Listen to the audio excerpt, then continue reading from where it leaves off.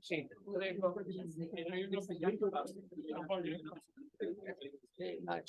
Non c'è YouTube, non c'è la diretta. Sì, c'è la registrazione. Ma c'è non la diretta, però. In che senso diretta? No, non è che la gente può sentirlo da fuori. Certo che lo sento. Sì, sì, sì. Chi è collegato lì lo sente. E buonasera. Allora, questa sera abbiamo il piacere di avere il nostro accademico Giovanni Spalla, Università degli Studi di Genova, ben noto a tutti noi, amico, fra l'altro è il patron di questo luogo in cui ci troviamo, perché è stato lui che ha dato questo nuovo aspetto a Palazzo Ducale, dove abbiamo la fortuna di avere questa sede così prestigiosa, noi dell'Accademia Ligure di Scienze e Lettere, che come sapete organizziamo conferenze di lettere e di scienze tutte le settimane, in particolare il giovedì, ma in qualche caso eccezionale anche il lunedì. In questo caso il caso è eccezionale perché l'amico architetto Spalla ha una mostra in corso proprio in questo palazzo, nella Galleria Spazio 46, che è aperta dal martedì al sabato dalle 16 alle 19 fino al 12 febbraio, perché dopo c'è San Valentino e l'architetto deve andare a Efeso, nella patria di Afrodite, dove forse ci sono anche delle fortificazioni genovesi, che è l'argomento di cui lui si è occupato così approfonditamente. E il suo tema è scritto lì, il piano paesaggistico europeo, è un argomento di cui appunto l'architetto Spalla si occupa da anni con molto profitto e con molta cura di indagine, perché insomma, ci parlerà di queste. Anche recentemente ha curato 2 numeri di una rivista che si trova o dovrebbe trovare online, che si chiama Galileo, però ho scoperto che esistono 2 riviste Galileo, per cui non è l'una ma è l'altra, dove ci sono interventi molto tecnici, ma anche interventi sugli aspetti culturali, letterari del paesaggio. Bene, grazie all'architetto Spalla, grazie al pubblico numeroso che è pronto ad ascoltare queste tue scoperte o queste informazioni che ci vorrai dare. Complimenti anche a te per tutto quello che fai.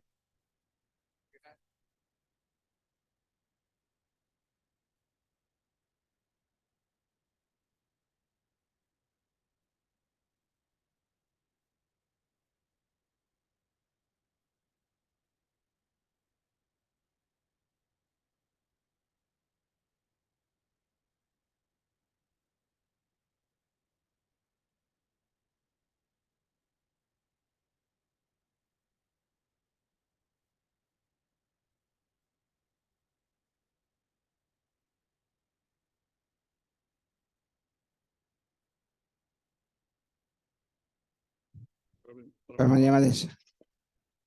L'Europa, benissimo. L'Europa, così come composta oggi dei 27 membri, dal punto di vista territoriale è incompatibile con una pianificazione a grande scala. Il tema è possibile fare in modo che i paesi, invece di farsi la guerra, invece che impiegare le risorse in attività incompatibili con l'ambiente, non capiscano che è venuto il momento di mettersi d'accordo e di operare contro i cambiamenti climatici, prima di tutto, per migliorare l'ambiente, per eliminare le disuguaglianze territoriali e sociali che ci sono nel mondo, come vedremo, e nel nostro paese, tra nord e sud e in tutta Europa. Il tema è, che può sembrare un tema apparentemente utopistico, è possibile che l'Europa faccia un piano, poi vediamo perché paesaggistico, e ampli il proprio territorio al territorio storico, quello che noi abbiamo chiamato l'ecumene. Vorrei ricordare che Sant'Agostino è nato in Africa, è nata a Cartagine.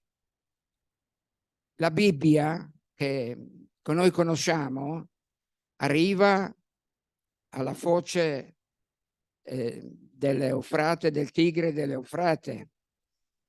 La Roma di Roma ha una seconda Roma, che è la Roma di Bisanzio. Cardini, nel suo ultimo scritto, parla della terza Roma come dimensione europea. E questo è il tema. Si propone un piano paesaggistico, poi vedremo, con caratteristiche olistiche, di una dimensione più ampia di quella che oggi è diciamo, legalmente istituita. Vorrei fare subito un'osservazione di carattere giuridico. La nostra Europa, io sono un europeista da sempre, ho fatto consigliere regionale e mi sono occupato di questo, poi vedrete le ricerche europee condotte per anni in giro per l'Europa. Ecco, sono convinto che l'Europa aveva già iniziato a porsi il problema di un piano complessivo. E vedremo come. Entriamo subito nel merito e partiamo da un punto secondo me fondamentale, che è l'articolo 9 della Costituzione italiana. Sono molto veloce. In questi ultimi tempi questo articolo straordinario, forse uno degli articoli più belli delle Costituzioni del mondo in generale, perché parla di ricerca scientifica, tutela la ricerca scientifica, tutela il patrimonio storico-artistico, il paesaggio, e se di recente si è aggiunto l'ambiente, la biodiversità e gli ecosistemi. Quindi da questo momento e tutta l'impostazione che abbiamo dato a questo piano paesaggistico, dico abbiamo, perché come vedete gli apporti a questo lavoro sono apporti multipli. Massimo ha parlato delle 2 riviste, vedremo. Dentro le 2 riviste ci sono già tutti gli aspetti che riguardano, diciamo così, la cultura del territorio. Su questo principio dell'articolo 9 vediamo di seguire questo filo conduttore, cioè che non è più possibile tutelare, restaurare, valorizzare le città senza tener conto del rapporto tra le città storiche, l'ambiente, il sottosuolo, la biodiversità, il soprassuolo e tutti gli aspetti che riguardano, diciamo così, sia la parte culturale, quello che si dice il paesaggio culturale, sia il paesaggio naturale. L'Europa aveva incominciato questo ragionamento, si chiamava le Schéma de développement de l'espace communautaire. Abbiamo cominciato lavori straordinari a comparare le scuole, le diverse scuole in Europa, i diversi sistemi di insegnamento, vedere quali erano le differenze. Sui parchi aveva fatto già un grosso lavoro di collegamento tra parchi delle varie nazioni. Erano già ipotizzati i corridoi ecologici, cioè di collegare i parchi di una nazione con l'altra. C'era già il principio della tutela della diversità ambientale, che va tutelata, va salvaguardata, va valorizzata. E questo era un elemento molto forte. Quindi la cultura della pianificazione paesaggistica era già dentro alla politica europea. Avanti.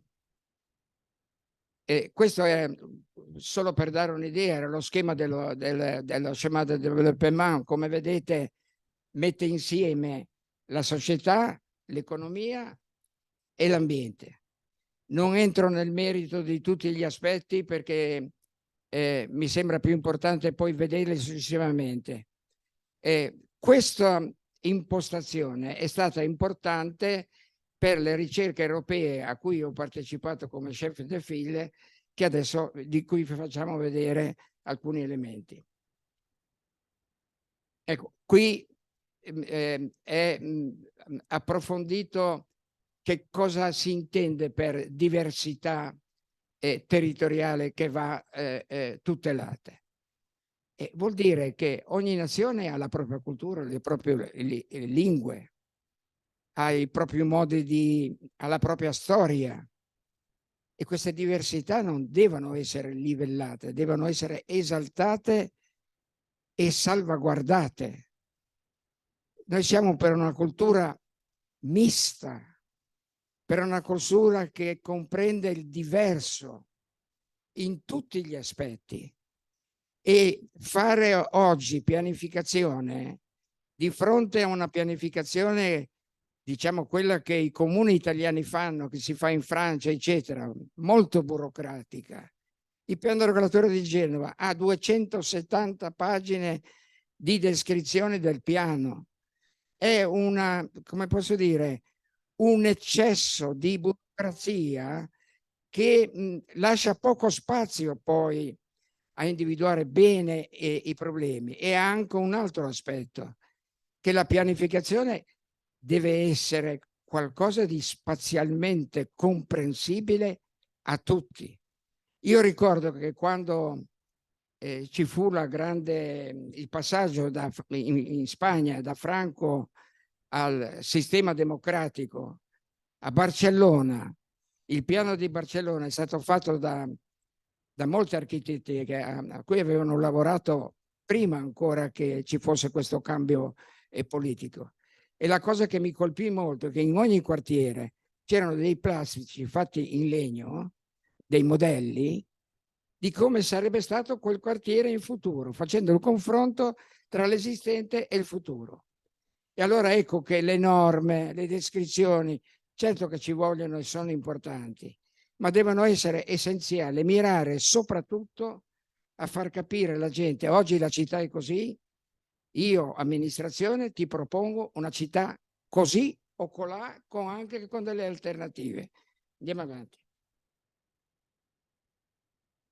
È fondamentale dal punto di vista scientifico per fare questo piano, sempre tenendo conto del principio dell'articolo 9 della Costituzione, che esalta la ricerca scientifica.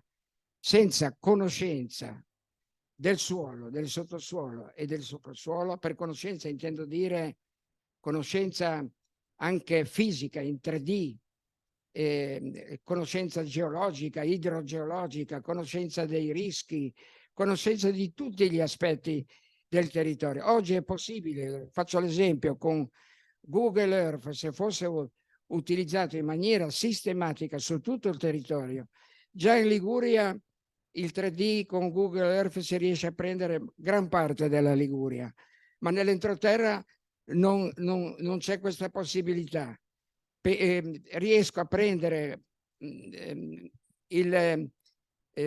San Paolo del Brasile perché c'è il 3D, e non si riesce a prendere le Alpi Marittime che sono, diciamo così, il parco delle Alpi Marittime. Ecco, già porsi l'obiettivo, le università, i centri di ricerca, le amministrazioni pubbliche, di spendere in ricerca scientifica anche per poter poi fare il piano, che piano vuol dire anche usare in maniera oculata le risorse economiche che quel paese ha. La pianificazione serve a quella, non per creare delle regole, diciamo, o livellare delle soluzioni, ma usare in maniera accorta le risorse, intervenire là dove è più necessario, là dove ci sono i maggiori squilibri. Qui semplicemente per dire che il piano si deve occupare delle grandi città, delle metropoli, ma anche dei territori, dei borghi. Pensate, qui sono gli studi che io ho fatto sull'architettura popolare in Liguria, dalle Alpi Marittime fino ad arrivare a Sarzana, è un patrimonio straordinario. I borghi che hanno questo impianto medievale, che hanno strutture edilizie che sono state fatte da muratori, diciamo così, 50, 20, 30 anni fa, però hanno la mentalità del medievale, per cui si costruisce in un modo, diciamo così, con una cultura storica forte. Faccio un esempio. Vicino ad Albenga, a Salea, c'è un nuraghe costruito 30 anni fa. Come mai c'è un nuraghe ad Albenga? I pastori sardi, che provengono dalla zona dove in Sardegna ci sono i grandi nuraghi, conoscevano la tecnica costruttiva dei nuraghi, e per farsi i loro spazi per le pecore, per gli attrezzi, per poter vivere, hanno costruito a forma di nuraghi. Io l'ho pubblicato, ho chiesto anche alla soprintendenza di vincolarlo. Purtroppo questo edificio è stato demolito. Comunque nella mostra ci sono tutti questi aspetti. Andiamo avanti. Questa è la ricerca più grossa che io abbia fatto a livello europeo come chef de file, mettendo insieme praticamente dalla Grecia al Portogallo, la Francia e l'Africa, quindi in questo caso la facoltà di ingegneria di Sfax, e abbiamo affrontato con le amministrazioni pubbliche, questa è la cosa importante, con le università, e ogni nazione affrontava i temi che riteneva più importanti del proprio territorio. In ogni città, da Atene fino a altre città, facevamo congressi e confrontavamo tutti i temi che le singole città ci avevano, che i singoli studiosi ci avevano messo di fronte. Andiamo avanti. Questo era uno schema della città sostenibile a livello europeo. Ecco, qui vedete siamo ad Atene, il gruppo di studiosi di praticamente di 14 nazioni, e ogni volta e ogni città presentava i lavori più importanti che ritenevano che avessero un qualche significato in questo tema, questo schema generale che teneva conto dello schéma de développement dell'espace communautaire, perché questa ricerca è stata fatta entro quell'ottica e siamo parecchi anni fa, con l'intento di pensare a una città ecosostenibile da tutti i punti di vista, ma non l'ecosostenibile soltanto, ma anche la tutela del patrimonio storico assieme all'ambiente. L'ambiente è legato al patrimonio storico, e questo connubio tra patrimonio e ambiente in molti casi si è perduto anche a volte in strutture storiche che hanno abbandonato, diciamo così, il rapporto con lo spazio ambientale. Avanti. E qui solo per fare un accenno che i nostri punti di riferimento erano i 17 obiettivi dell'ONU.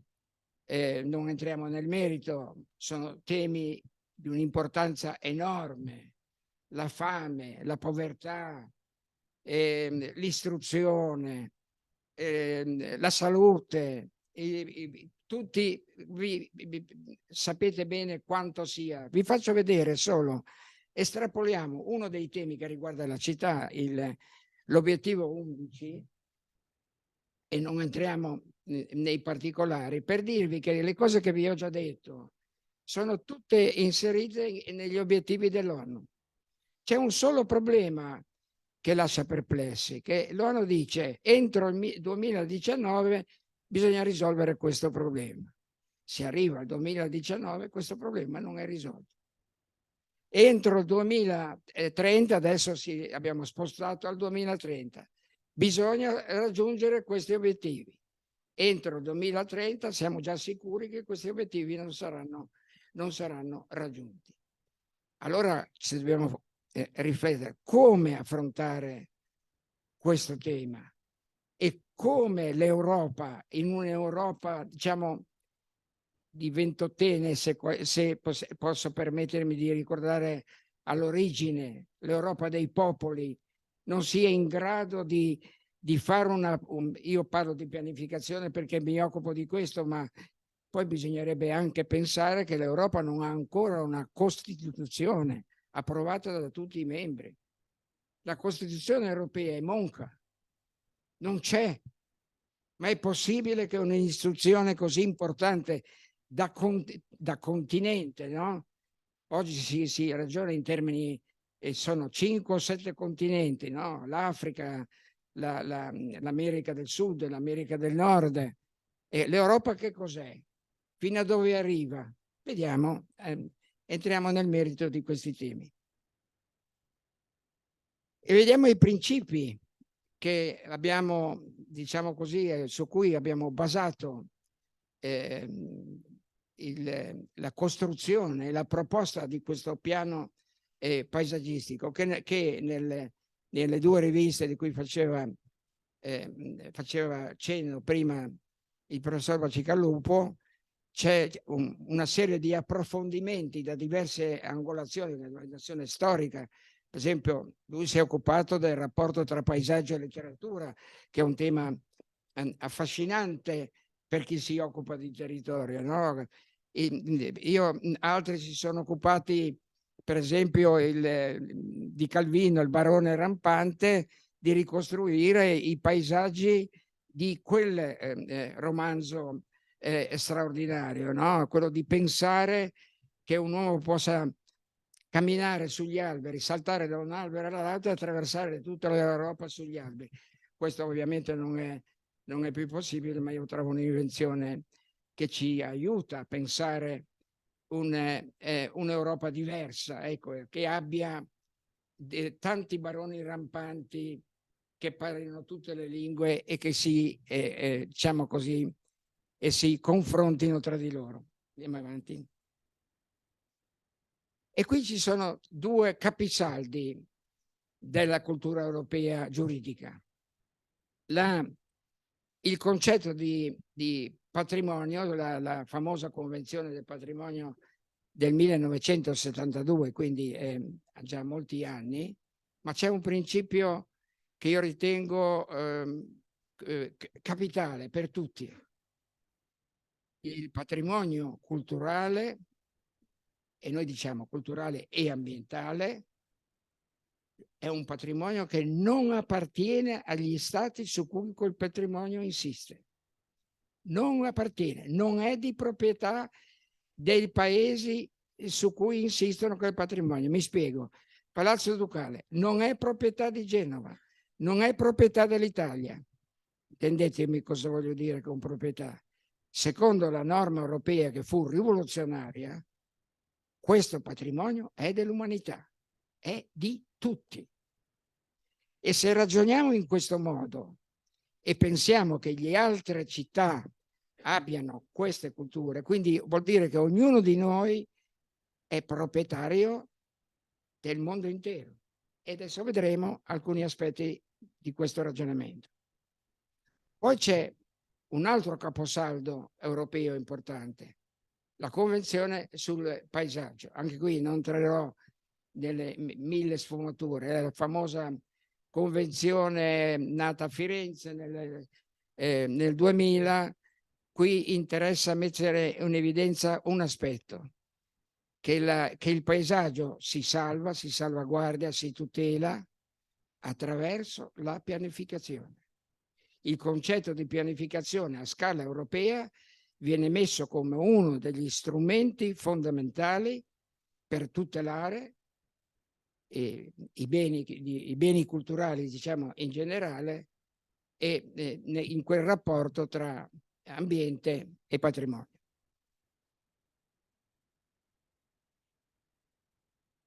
Noi, come Italia Nostra, e io ne ho la responsabilità scientifica, da anni portiamo avanti un progetto che abbiamo chiamato Irene. Non a caso Irene è la dea greca della pace. E questo progetto ha avuto sviluppi, secondo me, abbastanza interessanti. Comprende l'espansione genovese, di cui poi daremo solo un'occhiata, che praticamente è l'espansione genovese nel mondo. Ma qual è il ragionamento che piano piano abbiamo fatto? Siamo stati in Crimea a visitare Sudak, Kaffa, Metellino, Tabarka, Balaclava, cioè tutti i nomi che conosciamo, perché i nostri quartieri genovesi hanno questi nomi. Ma qual è l'aspetto che sul Mar Nero ci sono altri paesi che hanno fortificazioni genovesi, in Bulgaria, arriviamo fino a Tana, ci sono documenti che parlano di genovesi che hanno commerciato fino a quel punto, non so, le popolazioni della Crimea, ci sono persone che si chiamano Doria, che si chiamano con nomi genovesi e che hanno origine medievale. Andiamo avanti. Ecco, qui c'è uno schema che, diciamo così, come punto di riferimento sono i siti dell'UNESCO nel mondo, e proviamo a immaginare di collegare questi siti nel mondo, siti naturali, culturali, città storiche, da Samarcanda, diciamo, fino al Foro Romano, ecco, tutti i siti del mondo. Immaginiamo che informaticamente di fare un grande archivio. Su uno dei due numeri di Galileo c'è il professor Cardini, che è esperto di archivistica. Abbiamo fatto delle ipotesi in questo senso, che tanto cominciamo che tutti questi beni siano disponibili a tutti gli studiosi e a tutti, in termini informatici, no? Cosa che è possibile. E se avessimo un Google Earth con una risoluzione molto alta, addirittura ognuno potrebbe ispezionare il mondo intero. Io, per esempio, per San Paolo, dove ho insegnato, che conosco abbastanza bene questa città di 24 milioni di abitanti, dalle favela, è possibile che con Google Earth poter vedere in 3D questo. Poi c'è, naturalmente, questi siti andrebbero collegati con l'aereo, collegati in bicicletta, collegati con via nave, con tutti. Cioè, immaginiamo che tutti i beni culturali del mondo siano interrelati tra loro e la loro cultura sia disponibile a tutti e ci sia la possibilità di un confronto e di poter confrontare. Per esempio, io ho lavorato molto in Iran, ho avuto la possibilità, conoscendo un ayatollah molti anni fa, a visitare i cantieri delle moschee dell'Iran, che sono delle architetture straordinarie. Però vediamo qualche esempio. Ecco, questa era una delle tante relazioni che abbiamo fatto sulle fortificazioni genovesi, e vedete che il titolo è Fortificazioni genovesi e la forma delle città. Scusate. Cosa vuol dire questo? Vuol dire un principio importante, che le fortificazioni sono strettamente legate, lo sviluppo delle fortificazioni, la loro evoluzione sono strettamente legate allo sviluppo della città storica e del paesaggio storico. Non esiste città, almeno fino alla fine dell'Ottocento, ecco, possiamo dire, che non abbia questa interconnessione. Purtroppo nell'Ottocento, pensate, le mura di Firenze sono state abbattute. In molte città, per ragioni di traffico, sono state abbattute. Le nostre fortificazioni a mare, il nostro famoso triangolo, no? Lo Sperone, la Lanterna e il Molo, questo triangolo, la parte di sotto, le fortificazioni sono sono sparite per lasciare spazio alla sopraelevata, lasciare spazio alla viabilità. E io penso che questo sia stato un errore catastrofico, che le città storiche vanno conservate nella loro integrità, perché non dimentichiamo che le fortificazioni, ma io dico anche le città, sono dei cimiteri. Sulle fortificazioni si sono scontrati gli eserciti, gli invasori e coloro che hanno subito l'invasione.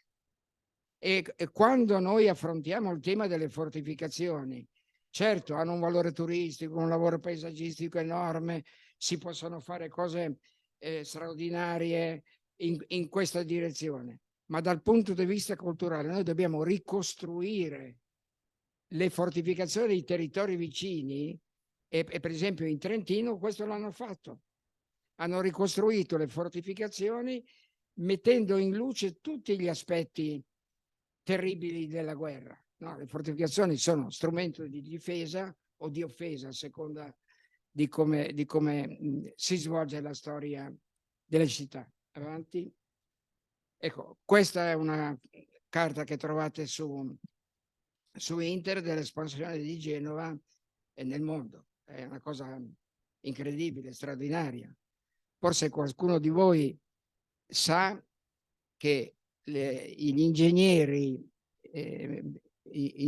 che sapevano, gli ingegneri militari che conoscevano l'arte di costruire le fortificazioni, sono andati a costruirle in Brasile, attraverso ovviamente diciamo così, il Portogallo, attraverso ci sono fior di ingegneri che hanno costruito in Amazzonia strutture straordinarie. Quindi vedete come la cultura genovese abbia coinvolto quasi il mondo intero. Pensate che nel mezzo dell'Amazzonia, lungo un grande fiume, c'è una fortificazione di un genovese, di un ingegnere genovese, è una boutade, se volete, no? Avevano costruito i portoghesi una fortificazione crollata, hanno chiamato il genovese ha fatto una fortificazione che ha funzionato molto bene. Allora lui ha scritto al re, ha detto: siccome io vi ho risolto questi problemi, mi pagate il doppio della parcella. E questo è molto, sembra incredibile, ma è una storia vera. E purtroppo prima che il re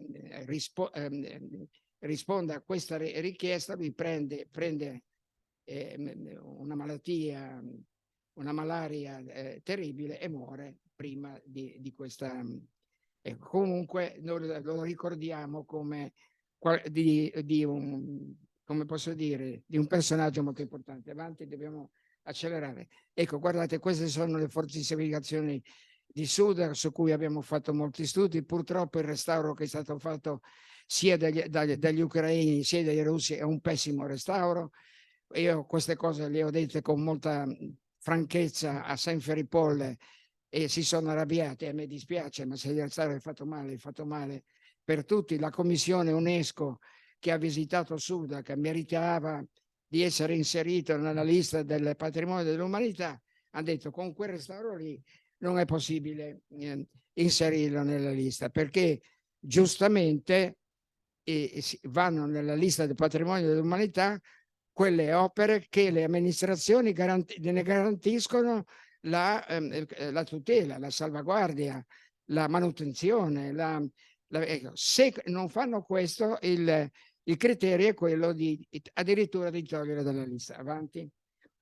Questo solo con docenti dell'Università di Genova abbiamo fatto uno schema di piano dei parchi genovesi che per noi vanno da Voltri a Nervi.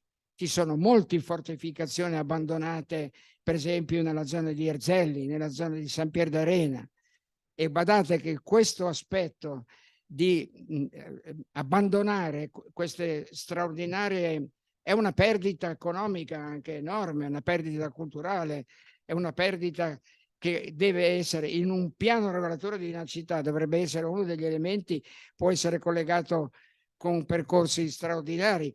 E qui vedete uno schema che tiene conto anche dei suggerimenti del professor Mariotti, che fra qualche giorno farà una conferenza qui all'Accademia, e dei corridoi ecologici. I parchi senza corridoi ecologici muoiono. Gli animali hanno bisogno hanno dei loro percorsi. Andiamo avanti. Ecco, qui vi faccio vedere, ma che conoscete tutti, è la Porta Marina, che adesso è interrata. Noi siamo riusciti, una delle porte più straordinarie sul mare, che ha una galleria interna che arriva fino al Museo di Sant'Agostino, cioè a Sarzano. E questo è lo scoglio famoso cantato da cantautori genovesi, è il Sinus Ianue.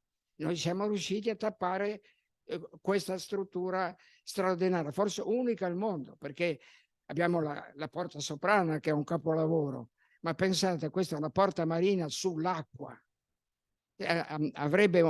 Io sono 20 anni che cerco con gli amici idraulici di vedere, di fare almeno un canale, di far capire meglio questi due grandi archi ogivali che rappresentavano la Porta di Genova. Dobbiamo accelerare.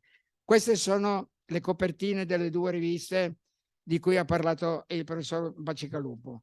Fagli almeno vedere cosa c'è. Ecco, c'è la dea della pace a Irene, una metopa di Selinunte, il mito di Europa, quindi pace e Europa. Sulla destra, nella quarta di copertina, c'è il mito dell'Europa in chiave romana, con un affresco romano bellissimo, e ci sono poi tutti i nomi degli studiosi che hanno partecipato a questa rivista. La rivista è in italiano e in inglese, e una delle due è anche in russo, e speriamo in futuro di poterla fare multilingue. Il direttore della rivista, che è l'ingegnere Enzo Siviero, mi ha detto: facciamo il terzo numero, hai campo libero, proponi il terzo numero e ci penseremo. Qui è una piccola, come posso dire, un piccolo riferimento alla Grecia, alla grande cultura greca. E adesso mi pare di capire che gli studi più avanzati mettono in evidenza che l'eroe, Achille, no? I nostri miti della scuola, Omero, l'eroe guerresco, oggi è visto in un'altra chiave, ma è una chiave che c'era già nella cultura greca. Vogliamo vedere come Aristofane tratta la guerra in queste 4 battute che vi prego di seguire. Secondo Trigeo, i fabbricanti di armi devono cambiare mestiere. Le lance saranno pali per reggere le viti. Le creste dei caschi fungeranno da strofinacci, lo trovo stupendo, e le corazze come vasi per i bisogni notturni. Aristofane, V secolo avanti Cristo. C'è già una concezione, se volete, ironica, sarcastica, tutto quello che volete, una concezione molto moderna. No? Oggi noi abbiamo un'idea dell'eroe forse molto diversa da quello che avevano i greci, e c'erano delle ragioni molto serie, perché la guerra era corpo a corpo. Avanti.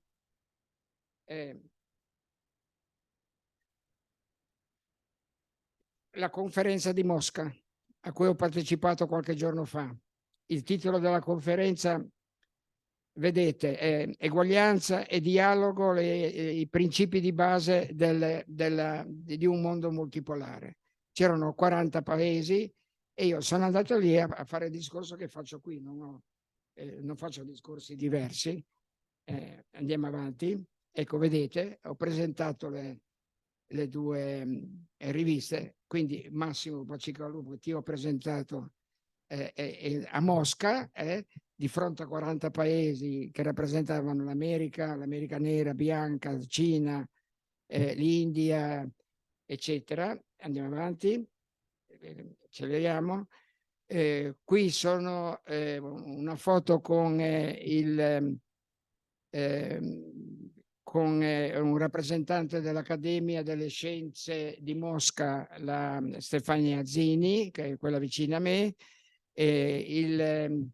In prima fila c'è Sandro Teti, che è l'editore, un editore, diciamo, coraggioso, che pubblica libri di grandissimo interesse culturale. L'ultimo libro è quello sulla guerra in Ucraina, e ha messo insieme 14 studiosi di formazione politica diversa, da ministri che hanno lavorato con Andreotti Vattani, a Ovadia, a Luciano Canfora, a Cardini e a molti altri studiosi. Il personaggio invece importante è il ministro Muradov, che ha organizzato questa conferenza, ed è un ministro che si occupa della Crimea in rappresentanza della Federazione Russa. Il palazzo è il Ministero degli Esteri russo, in stile staliniano più o meno come caratteristiche. Avanti, abbiamo tempi, dobbiamo stringere. La dimensione del territorio che proponiamo noi di questo piano allargato. Avanti. Ecco, proviamo a guardare un attimo in grande, no? Cominciamo a dire che l'Europa è quella delle tre Rome. Cominciamo a fare questo. Chiaro che i problemi ambientali, i problemi dei cambiamenti climatici sono problemi che riguardano tutto il pianeta, su questo non c'è dubbio. Ma facciamo questo ragionamento: se l'Europa avesse questa dimensione, cioè Mediterraneo, le coste africane, l'Europa del Nord, compresa la Russia, fino ad arrivare ai grandi fiumi del Tigre e dell'Eufrate, il piano comincerebbe ad avere un qualche senso complessivo in termini culturali e in termini ambientali. Perché? Vi faccio un esempio. Io sono stato sul Tigre e sull'Eufrate, soprattutto sul Tigri. Il Tigri attraversa diverse nazioni, così come lo Shatt al-Arab, che collega il congiungimento tra Tigre e Eufrate e il Golfo Persico, metà è in territorio iracheno e metà in territorio iraniano. Noi abbiamo fatto un grosso lavoro lì a Bassora, di cui vi faccio un qualche accenno. Ed è pensabile che si affronti questo territorio da una parte solo e dall'altra parte no, e proprio là dove la Bibbia pensa che ci fosse l'Eden, quindi appartiene anche a noi. C'è la cultura babilonese, che è una cultura di grandissimo. Andiamo avanti. Qui abbiamo messo insieme gli ecosistemi e il loro funzionamento, la carta delle reti ecologiche europee, la rete dei corridoi ecologici, la carta dei parchi nazionali protetti Europa 2000, eccetera, il grado di conservazione della biodiversità per ogni paese. Andiamo avanti. Questo è uno studio di un genovese, Ferdinando Boero, zoologo, biologo, che ha costruito il museo Darwin e Dorn a Napoli, ultimamente l'ha aperto, e con grande successo, ma con un impegno di una vita, e ha posto l'altro problema, che gli ecosistemi non sono solo quelli della terra, sono anche quelli dei mari, delle acque.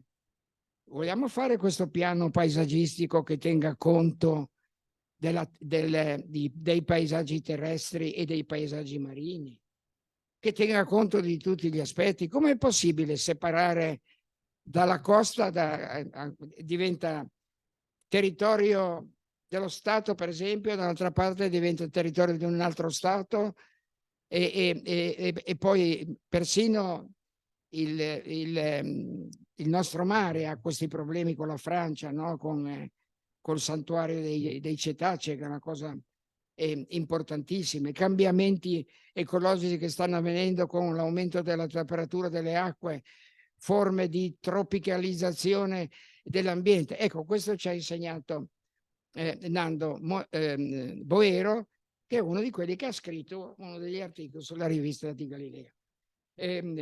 Qui sono una visione insieme dei corridoi ecologici e dei parchi a grande scala europea. Qui confronto tra l'Europa e quella dell'Italia. Avanti. Qui abbiamo altri aspetti che riguardano la conservazione della biodiversità.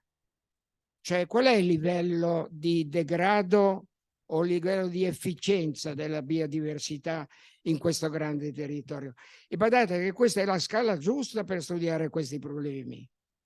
Un fiume, non so, chi è stato a Budapest o altri grandi fiumi, dicevamo prima il Tigri e l'Eufrate, attraversa stati diversi. E cosa succede? Che lo stato che è di sopra, vicino alle sorgenti, fa una bella diga, porta via l'acqua a quello di sotto e comincia la guerra dell'acqua da una parte e dall'altra. Ecco, un'Europa che perché io ho accentuato nel titolo contro i conflitti bellici. I conflitti belli vengono per questi motivi. Allora, un piano fatto con questa mentalità dovrebbe ridurre enormemente gli scontri, perché sono problemi che riguardano popolazioni intere. Almeno questo è quello che vi proponiamo oggi. Avanti. Qui un altro insieme di problemi. Urbanizzazione nel mondo.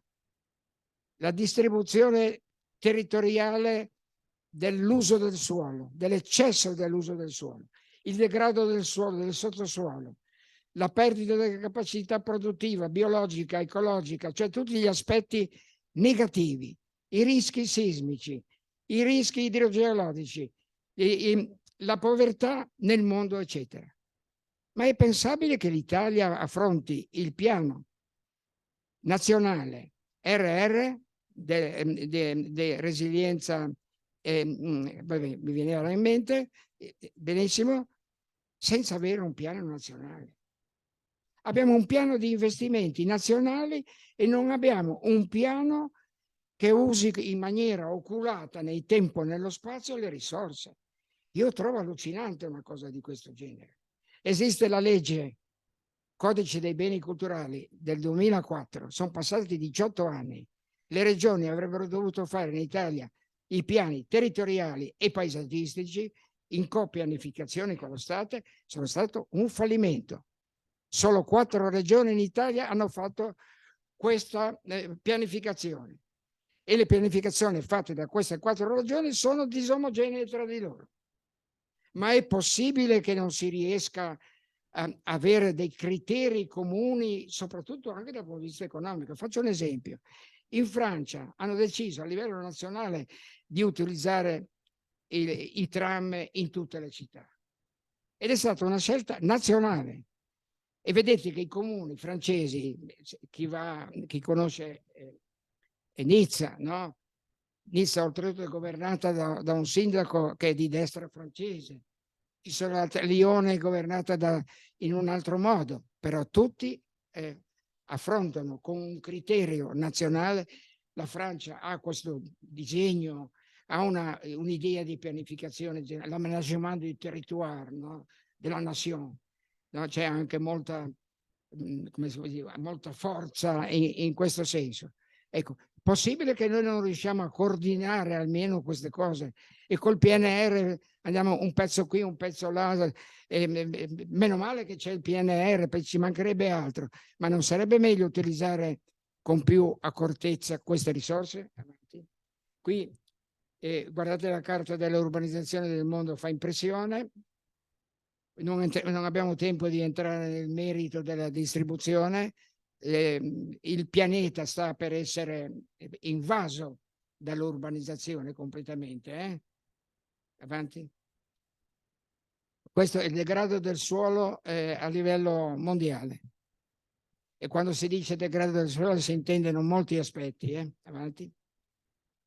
Qui altri, cosa sono? È sismico questo. Ecco, questa è la carta della distribuzione degli eventi sismici nel mondo.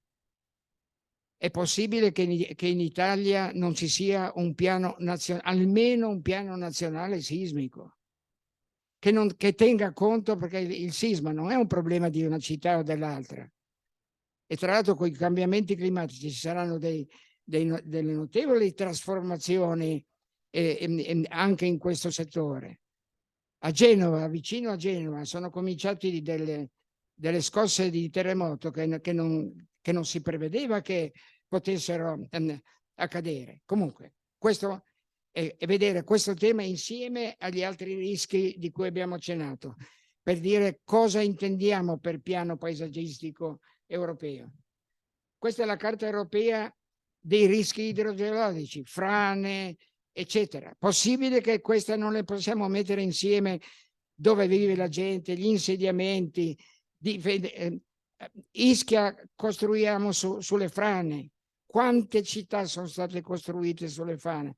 Allora, qui è un problema anche di scienza, perché se io ho la conoscenza dell'uso del suolo, di questi rischi, a livello scientifico, fino in profondità nel sottosuolo, e conosco questi aspetti, quando vado a intervenire, intervengo in maniera che ne tiene conto di questi problemi e riesco a evitare tragedie da una parte, spendo meno i soldi e uso le risorse economiche in una maniera, diciamo così, vantaggiosa per tutti.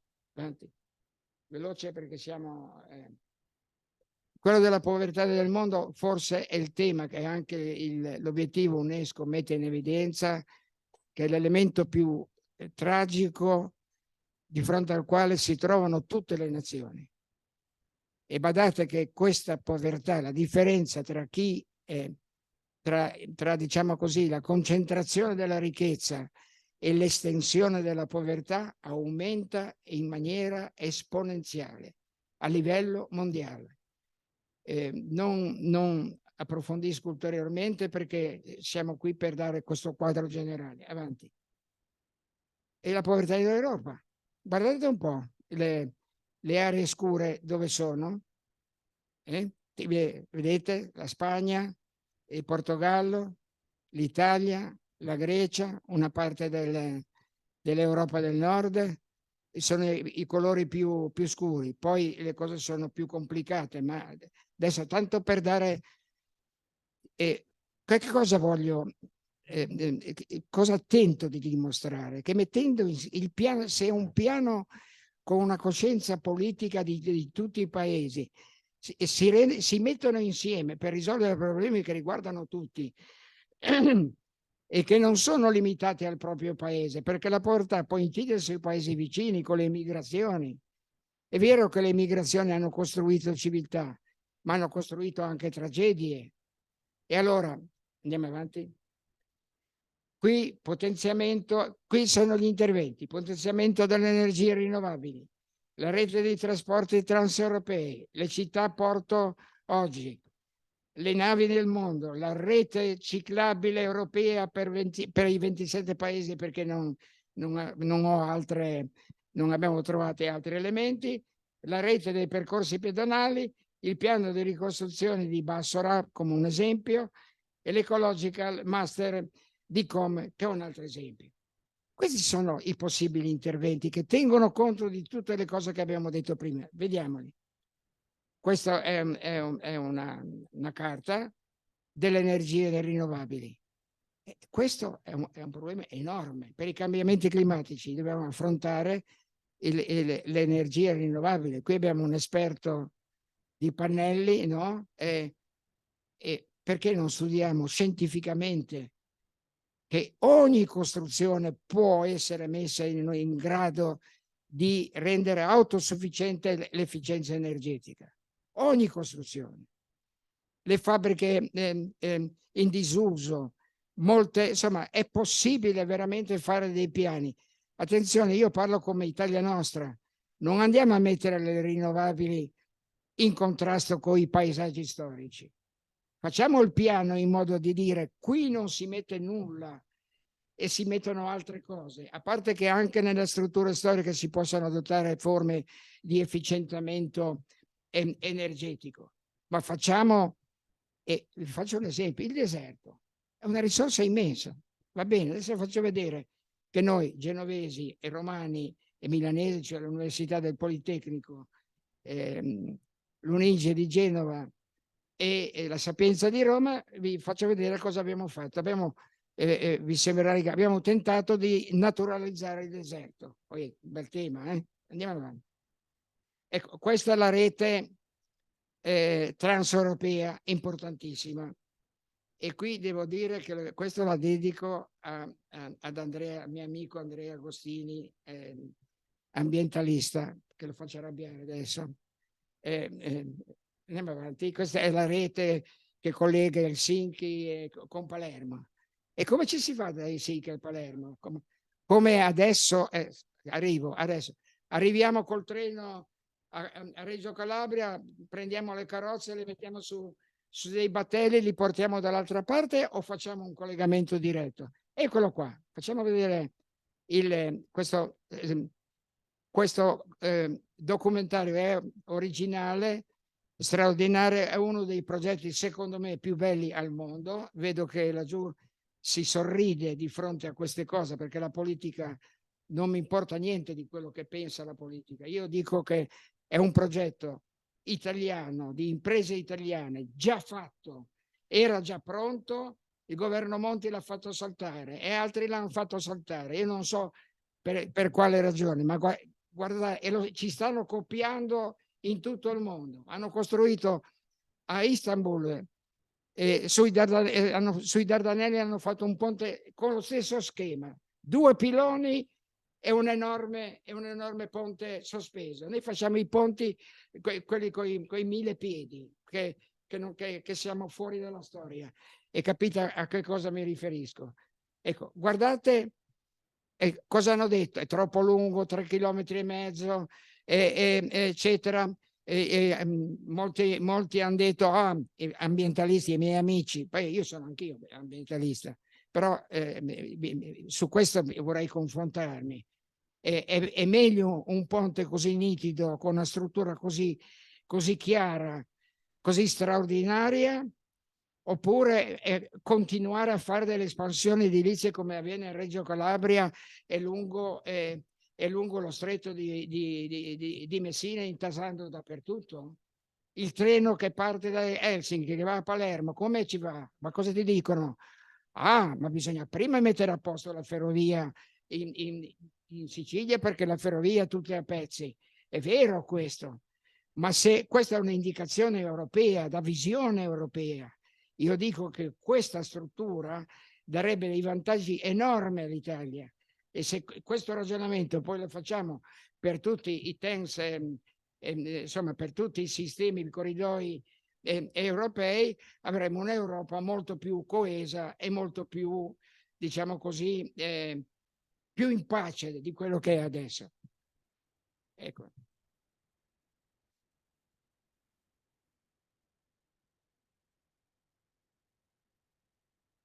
Questa è una novità assoluta, perché mi è stato mandato dalla rivista Galileo, diretta da Enzo Siviero, che è uno dei maggiori esperti di ponti nel mondo. Gli ho detto: mandami il documento più aggiornato per la conferenza dell'Accademia Ligure di Scienze di Genova.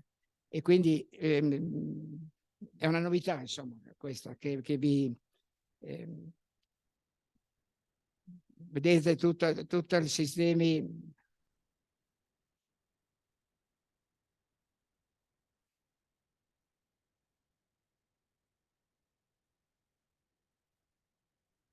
Stiamo per finire, abbiamo ancora 2 o 3 passaggi.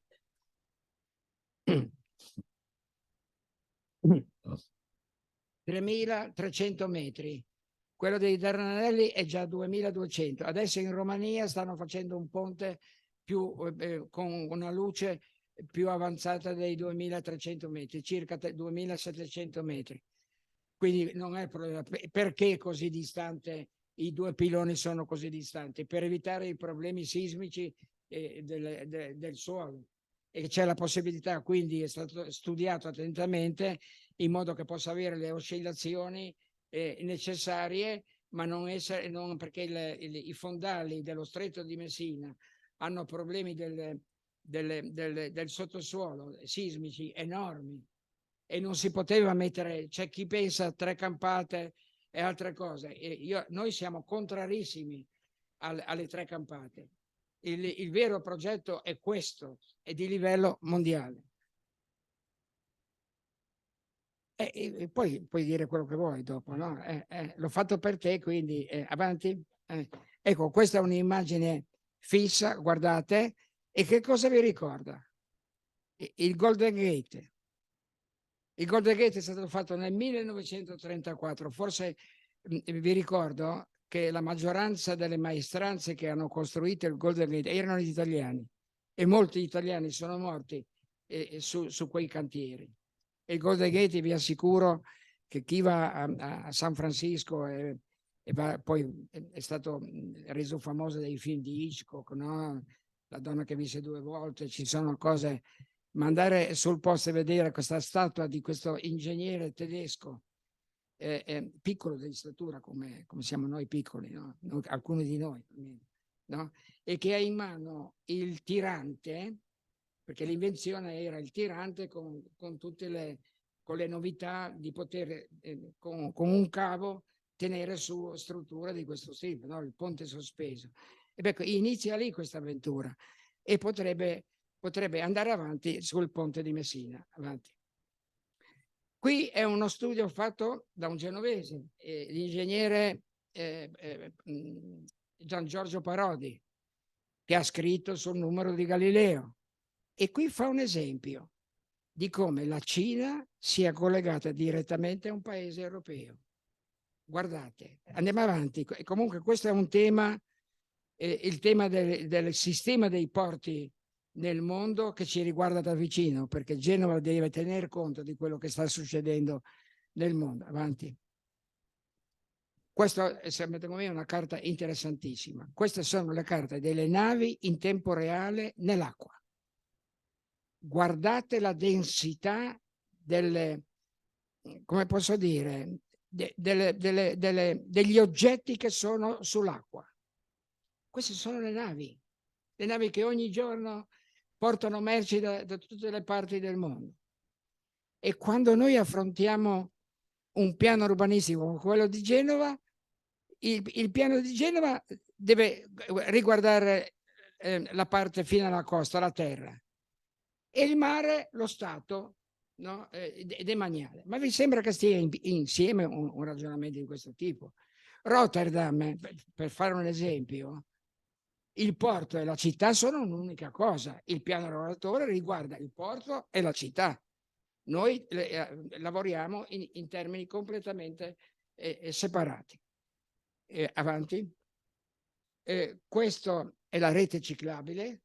Perché non pensare su quel ponte che mi critica sempre Andrea, quel ponte di Messina, che oltre alle macchine avesse anche 3 o 4 piste ciclabili, e con un sistema europeo, calma, con un sistema europeo di ciclabili. In Germania ci sono già le autostrade ciclabili, no? Andiamo avanti. Questa è la rete europea, per esempio, pedonale. Anche qui bisogna mettere, certo, c'è fino a Campostella i famosi percorsi religiosi, eccetera, ma guardate l'intensità che noi potremo creare anche dal punto di vista non solo culturale, ma turistico, eccetera, mettersi insieme e studiare attentamente questi percorsi, e lungo questi percorsi dare quei servizi, quelle come posso dire, quelle attività che diventa economia per i territori, l'economia dei percorsi pedonali. Una delle strade straordinarie di Genova, che parte da Ventimiglia, che è l'Alta Via, è abbandonata. Io abito vicino all'Alta Strada sulle Alpi Marittime, ho una casa che ho messo anche nella mostra. È possibile che sono strade che passano attraverso i forti, i forti di Nava sono attraversati da questa grande via, potrebbe essere luoghi di accoglienza, servizi del territorio. Guardate quante operazioni economiche si potrebbero fare. Avanti, e chiudiamo. Questo è, come vedete, la megalomania degli urbanisti, no? È il piano che abbiamo previsto in Iraq, prende tutta la zona dal Golfo Persico fino ad arrivare a Tigri e l'Eufrate, e abbiamo fatto un tentativo di pianificare il Shatt al-Arab e Bassora. Facciamo vedere solo il piano che abbiamo fatto. Avanti. Questo è il piano, cioè abbiamo salvaguardato la zona arborata del fiume, che è in cattive condizioni dopo la guerra, no? Piena di tutto, e vedere se è possibile cominciare da lì con dei canali che prendono l'acqua e con dei sistemi per raccogliere l'acqua notturna, con tutte le cose che per esempio in Israele hanno cominciato a fare da anni. E lì, come 3 università, abbiamo studiato questo problema: come naturalizzare il deserto a partire dalla realtà che c'è oggi, ovviamente. E noi, io conosco l'Iran, ho detto, perché le cose che abbiamo fatto per l'Iraq era un concorso internazionale e l'abbiamo anche vinto, 145 milioni di dollari. Quando sono andato giù per ritirare il pegno mi hanno detto: guarda, il petrolio è sceso al barile, era 90, circa 90, adesso è sceso, quando salirà ne riparleremo. Lo dico in questa maniera così però abbiamo fatto un lavoro enorme, 3 università italiane con moltissimi studiosi e anche molti genovesi dentro, e anche Valerio, che non lo vedo però, l'altro Valerio c'era, e certo che c'era anche tu, i 2 Valeri. Avanti. E queste sono le lezioni che io ho fatto all'Università di Bassora, gli allievi iracheni. Avanti. Ecco, questo, siamo in Iran, velocemente, vedete tutte quelle cose, i puntini, sono la riforestazione della città sacra di Qom. Perché? Perché abbiamo studiato che quelle aree in antico, cioè nella preistoria, erano foreste. E allora perché non riforestare le foreste che c'erano già, dove c'è il terreno ecologico e terreno che dal punto di vista geologico è adatto per essere di nuovo. Naturalmente c'è l'uso del tram, c'è la salvaguardia del centro storico, delle moschee, vi immaginate tutti i temi che volete, però volevo mettere in evidenza questo aspetto. Se ogni città fa la riforestazione di luoghi adatti alla riforestazione, forse riusciamo a contenere i cambiamenti climatici per alcuni aspetti. Naturalmente non riguarda solo questo, c'è la temperatura, l'innalzamento dei mari e altre cose. Avanti. Stiamo andando a finire. Guardate come, che meraviglia. Guardate, questa è l'architettura commerciale. Il centro commerciale ha questa copertura. E pensate che il grande architetto della Sacra Sindone di Torino si è ispirato, 1750, si è ispirato all'architettura araba, che è legata alla geometria. E qui arriviamo poi al nodo. Avanti, quella è la cupola di Qom. Qui sono io col mio Ayatollah, con un altro genovese, che siamo stati ospitati nel posto del sindaco. Mi hanno dato il posto del sindaco, ci hanno onorato, mi hanno messo un mazzo di fiori così grande che non riuscivo manco a vedere le persone che passavano davanti. Andiamo avanti. Gli aspetti geomatici e della pianificazione paesaggistica e il land cover programma Corine sono delle tecniche per attuare il piano paesistico, di cui diremo solo accenno. Questi aspetti sono stati affrontati dall'Università di Genova, al laboratorio del professor Sguerso. Anche lui ha scritto un articolo sulle 2 riviste. Come vedete, questi aspetti sono tutti collegati. Avanti. Ecco, qui abbiamo, perché il Corrini di Land Cover è un codice delle destinazioni d'uso che si può usare in tutto il mondo. L'Europa l'aveva già portato avanti e sarebbe molto importante che le stesse cose, gli stessi problemi, gli stessi rischi vengano chiamati con lo stesso nome nelle diverse lingue. Avanti.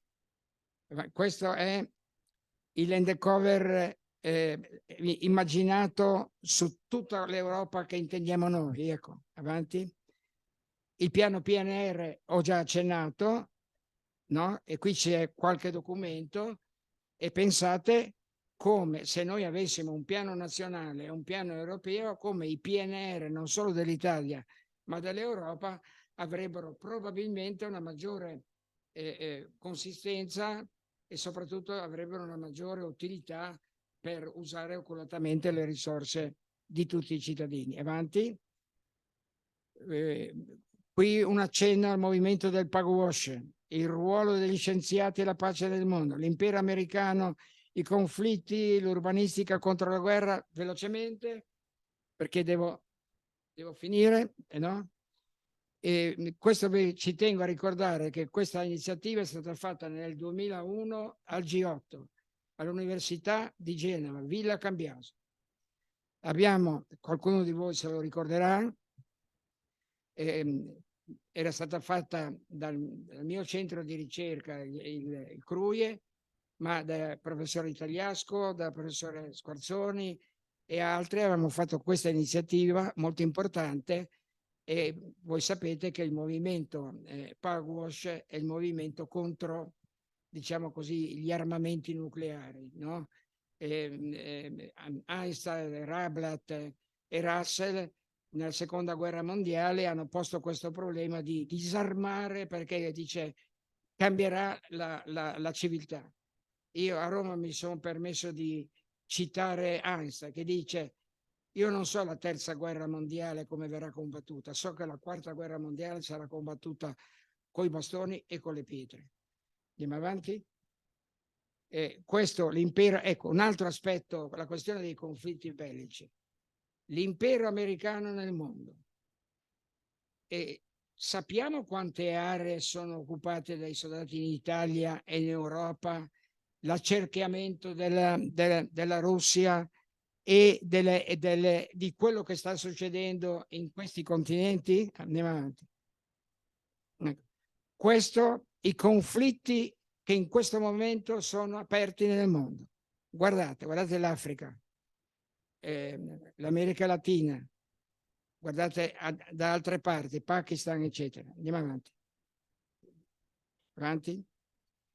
Questa è una conferenza che io feci qui in questa accademia, l'ho messo solo per ricordare che avevo fatto una conferenza di urbanistica contro la guerra, solo per citare che l'Accademia è attenta a questi temi. Avanti.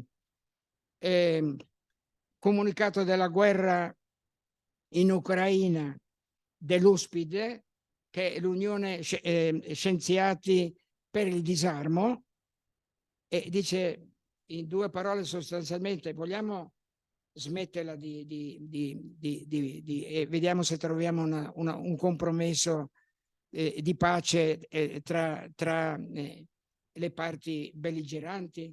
Ecco, questo mi sembrava importante perché altro punto, e domani c'è una conferenza a Genova del professor Ramusino su questo tema: guerra in Ucraina, rischi nucleari e il ruolo di nuovo del movimento Pugwash. Dopo 30 anni diciamo così, dal patto di Varsavia, il Pugwash diventa di nuovo importante perché oggi c'è di nuovo il rischio di una guerra nucleare. Avanti.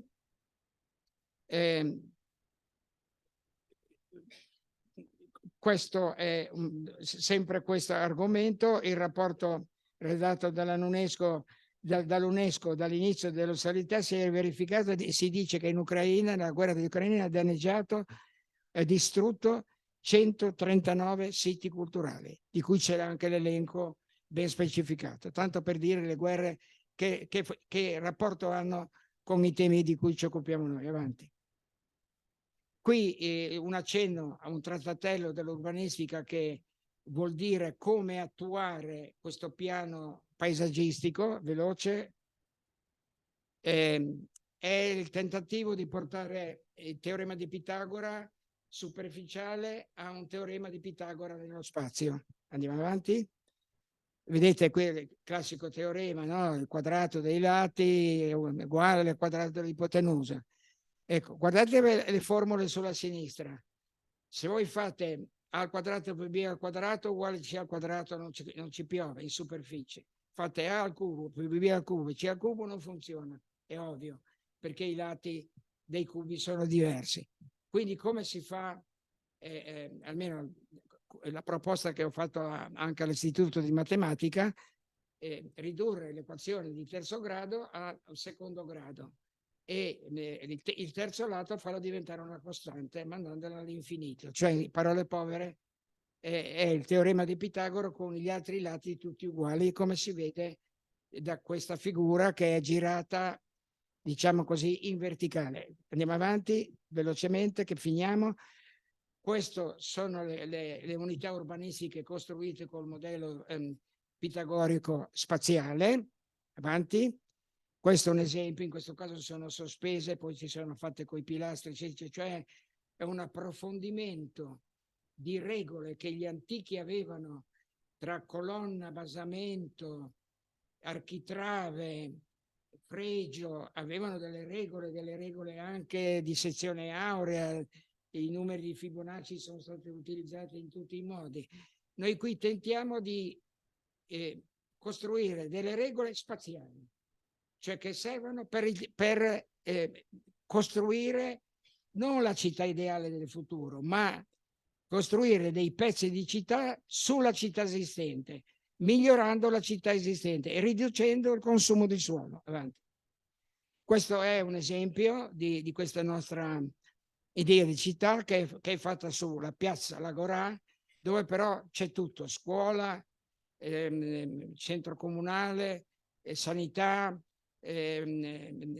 giardini all'ultimo piano, ai piani intermedi, l'acqua, eccetera, eccetera. Avanti, stiamo per finire. Qui sono tutti gli esperimenti che io ho fatto e che sono visibili nella mostra. Avanti, stiamo per finire. I crescent, come questo sistema ci consente di elaborare strutture, secondo me, straordinarie. Avanti. Questo è un invito a andare alla mostra e finiamo con un piccolo video della saltatrice planetaria. È il video che vi dice come il time lapse, come ho costruito questo dipinto digitale.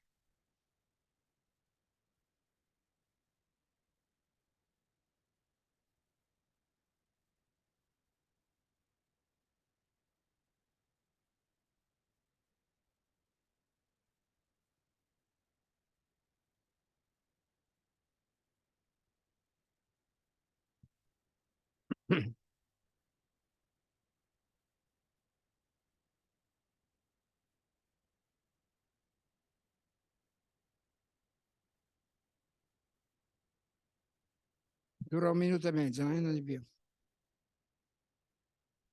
Questa è una saltatrice americana, vera, come vedete. Questa è una delle prime rielaborazioni digitali.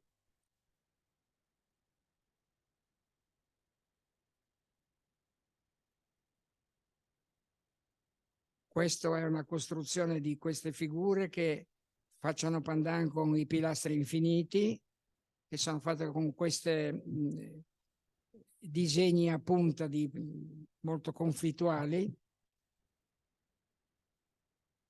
Insomma, se l'uomo non riesce a superare l'abisso e lo scontro che c'è tra gli insediamenti nostri e l'ambiente e non fa questo salto, noi saremo perduti per sempre e la nostra era antropocenica sarà finita per sempre. Grazie.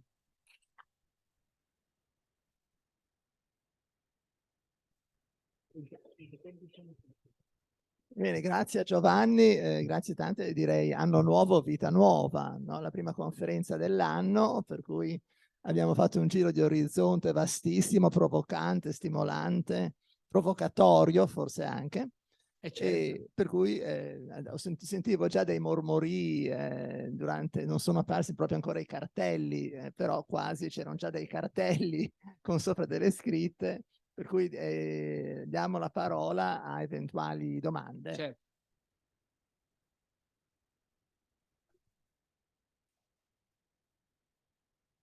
Aspetti un momento, te le do.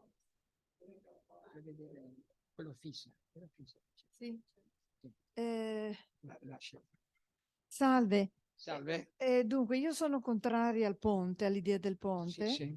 per una questione di sismi che in quella zona sono sempre presenti. In più, avete considerato che tra la Sicilia e la Calabria c'è quel famoso Marsili, quel vulcano sottomarino Certo. che misura 70 chilometri di diametro?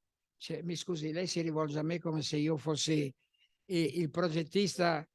Il progetto fu iniziato 27 anni fa. Sì. Ci hanno lavorato studiosi. No, ma è giusto, è un'osservazione che è più che legittima. Ci hanno lavorato studiosi di tutti i tipi. È stato convalidato, è stato approvato, era quasi all'appalto. Poi col governo Monti hanno ritenuto che costasse troppo, che c'erano osservazioni anche di questo tipo che sono in ballo.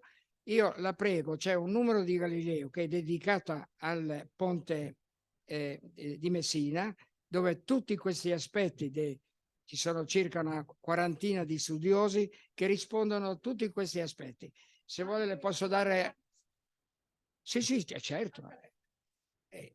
Ma vuole che un tema di questo tipo non si siano affrontati tutti questi problemi? Prego, comunque. Giustamente, lei parlava dei forti e delle fortificazioni Sì. genovesi.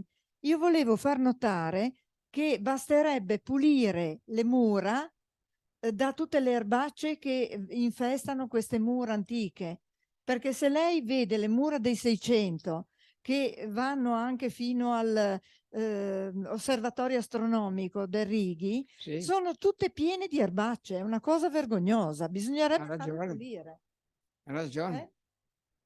No, non sono, no, che capperi, ci sono erbacce, c'è anche la nepitella allora, però non... tutto questo non vuol dire... Lei ha perfettamente ragione, ma le faccio osservare che sarebbe opportuno che si intervenisse per esempio sullo Sperone, ma lo Sperone ha le strutture, e per esempio il ponte levatoio che sta marcendo.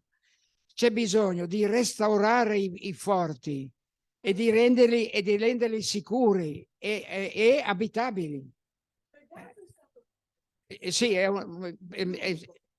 l'unico che è stato affrontato, però è stato invaso è stato maltrattato. Sì, prego. Allora, adesso c'è un'altra domanda. A chi tocca? Prego, grazie a lei. Io rappresento un esempio di pianificazione, nel senso che ho fatto il primo piano dell'energia solare italiano nel 78 e a quell'epoca, pare che ero parecchio più giovane, fate il conto, e si voleva pianificare tutto di più, una cosa fantastica. E cos'è successo? Abbiamo fatto un enorme pasticcione, però attualmente, nonostante tutto questo enorme, scusate la frase, casino, l'Italia in questo momento è in Europa il paese che è più solarizzato, più verde, cioè con energia verde d'Europa. E questo non è stato pianificato, è accaduto. Quindi, però, cosa è successo nel frattempo? Io l'ho vissuto come tecnologia, ero un tecnologo, io costruivo le celle solari a Genova. Ho visto che in realtà a quell'epoca non eravamo pronti. Poi pian piano, quando siamo arrivati a costruire, a fare, a bregare, alla fine in questo momento l'Italia è lanciata bene. non so se sapete che i treni oggi in Italia vanno con l'energia solare. Non so se lo sapete, nessuno lo sa, nessuno lo dice. Tutta la rete ferroviaria, metropolitana compresa, beh, quello ce l'aggiungiamo, tanto poca roba, sono perché i treni consumano 4 gigawatt. Vabbè, adesso poi io sono un fisico, quindi faccio i conti. I treni consumano 4 gigawatt, di solare ne abbiamo 20. Quindi sicuramente un po' di elettroni giusti li mettiamo anche nei treni. Gli elettroni, per fortuna loro, sono anonimi, quindi vanno un po' dove vogliono. Quindi questa è la situazione. Quindi sono d'accordo con l'architetto, bisogna vedere in grande, però a volte non è facile. Le cose avvengono quando si può. Certo. Un commento per il ponte. Ho letto 6 milioni di automobili non ho capito, all'anno. Io ho vissuto in Sicilia per la fabbrica nuova che c'è giù a Catania. Francamente la gente in Sicilia ci va con l'aereo. Prima. Le merci ci vanno via nave, un ponte con 6 milioni di passeggeri avanti e indietro, non c'è abbastanza siciliani e calabresi da far andare avanti e indietro, bisogna obbligarsi. Per il ponte sono contrario. I conti non torneranno mai economicamente. Allora, siamo arrivati alla conclusione? Volevi parlare? O voleva... Sì. L'ho provocato. Allora, io faccio un discorso in risposta alle provocazioni e poi una riflessione sulla mia esperienza.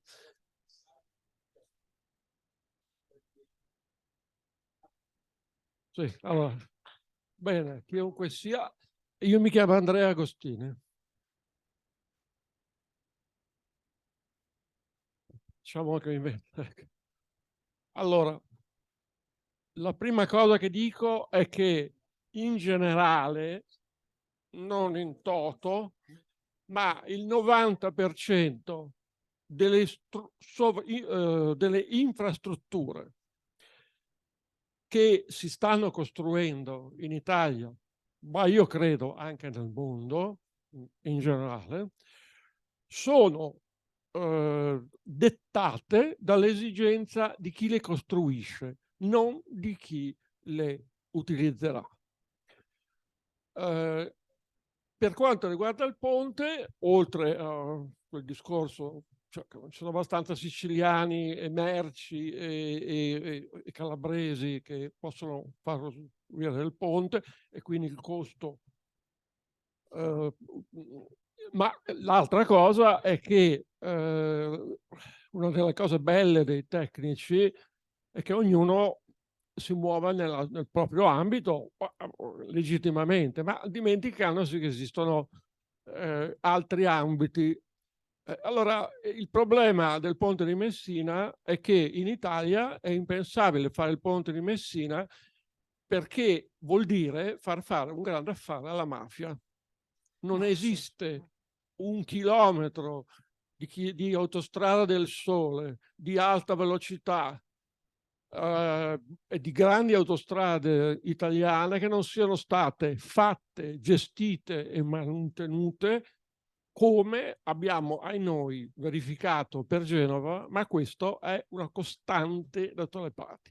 Non è che sia una cosa che a me piace molto, è una cosa molto brutta, ma fino a che non siamo in grado di garantire l'effettiva utilità, no? Cioè, voglio dire, uno dei grandi luoghi dove stanno buttando via soldi in maniera incredibile in Italia è la TAV Torino-Lione. L'Università di Torino ha pubblicato uno studio in cui dice che non ci saranno mai le merci da Lione verso Torino per garantire una valenza, un rientro dell'utile, utile, sostanziale per questa cosa. È solo soldi, sostanzialmente, tanti soldi buttati. Questo vale per tantissime altre situazioni dove si possono fare altre cose e non si fanno. Questo è un piano di discorso che secondo me l'altra cosa che volevo dire è questa. Questa invece è un po' più seria. Allora, io per primo, sostengo ovviamente la Costituzione e l'elemento della Costituzione. Purtroppo, non purtroppo, voglio dire, è nelle cose della legge che esistono dei conflitti giuridici, no? Per esempio, quando abbiamo combattuto per chiudere l'altoforno dell'Ilva Sider all'epoca, c'era un conflitto giuridico fra il diritto all'ambiente, il diritto alla salute e il diritto al lavoro. E questi non è che io posso dire che il mio diritto costituzionale preferito è superiore a quello. Stesso dicasi per la proprietà privata. Io non amo moltissimo la proprietà privata, ma sta nelle nostre leggi, e quindi quando noi pensiamo a delle cose c'è anche quello. Poi ci sono modi di gestire, di fare le cose. Ecco, però io credo che una cosa su cui noi dovremmo ragionare quando facciamo questo tipo di ragionamenti sono i conflitti giuridici che esistono nelle stesse leggi, cioè non dico fra gruppi di rappresentanti di una cosa o dell'altra. Quando noi chiediamo di chiudere una fabbrica energivora o di chiudere una fabbrica molto inquinante, come era la parte dell'Ilva che noi provavamo di chiudere, ci scontriamo contro il diritto al lavoro di quelli che in quella cosa lì lavorano, e non è per niente semplice riuscire a risolvere la cosa, anche perché ci vuole una volontà politica che spesso non c'è. Grazie. Vuoi rispondere un po' a queste... È chiaro che per rispondere a queste critiche ci vorrebbe molto più tempo. Dico però solo due cose. In questo momento il trasbordo dei treni avviene, arriva a Reggio Calabria, c'è un battello che inquina moltissimo, ci sono i battelli che inquinano moltissimo, portano dall'altra parte e c'è il trasbordo. Quindi non mi si venga a dire che il ponte dal punto di vista dell'inquinamento non è un miglioramento straordinario rispetto all'esistente. Primo punto. Secondo punto, sulla questione della convenienza economica, io non sono in grado di rispondere, però posso dire una cosa, che lo sviluppo si crea. Attenzione, se noi colleghiamo Helsinki con Palermo, ma questo disegno va visto nell'insieme dei corridoi europei, in un piano europeo, ed è visto anche, attenzione, nello schema del development c'è già questo concetto di dire l'Africa appartiene a noi, anche all'Europa, e vogliamo collegarci con l'Africa. Lo so che ti faccio inorridire, il professor Siviero sta progettando un ponte di 150 chilometri per collegare la Sicilia alla Tunisia, tanto per darti una risposta. Ecco, sulla questione della mafia, basta leggere il libro di Gratteri, che l''ndrangheta e la mafia ce l'abbiamo in tutta Italia, a cominciare dalla Liguria. Io dico, se uno Stato non è in grado di difendere le imprese e i cittadini per fare delle opere utili alla società, allora non è uno Stato che merita rispetto. Io ritengo invece che questo vorrebbe dire, c'è anche chi dice il Sud non fanno i progetti, prendono i soldi del CNR, ma non hanno fatto, lo deve fare lo Stato. Io sostengo la tesi che lo Stato italiano deve fare prima di tutto un piano nazionale, sismico, idrogeologico, ferroviario, eccetera. Se le regioni non ce la fanno, lo faccia lo Stato, lo facciano altri. e le critiche che tu hai fatto, secondo me, sono tutte contestabili. Di qui ho fatto solo qualche accenno e te ne farò in futuro delle altre. Allora, grazie, e vi ricordo che appunto c'è la mostra in corso in questo stesso palazzo, no? Che è aperta fino alle 19, per cui è aperta da domani, lunedì è chiusa. Vi ricordo anche che questo giovedì ci sarà una conferenza sui giardini botanici Hanbury del professor Mauro Mariotti. E settimana prossima avremo fra l'altro una conferenza sulla modernità in America, l'Italia e la cultura statunitense negli anni '20, che è una conferenza che ha qualcosa a che fare con il centenario della Marcia su Roma dell'anno scorso, per cui si parla delle imprese e della cultura americana con l'Italia negli anni '20. Questo sarà settimana prossima, però questa settimana intanto avremo la conferenza sui giardini botanici Hanbury il 19 gennaio alle ore 17. Un programma provvisorio lo trovate nell'ingresso con l'avvertenza che è provvisorio. Grazie molto a Giovanni e a tutti voi.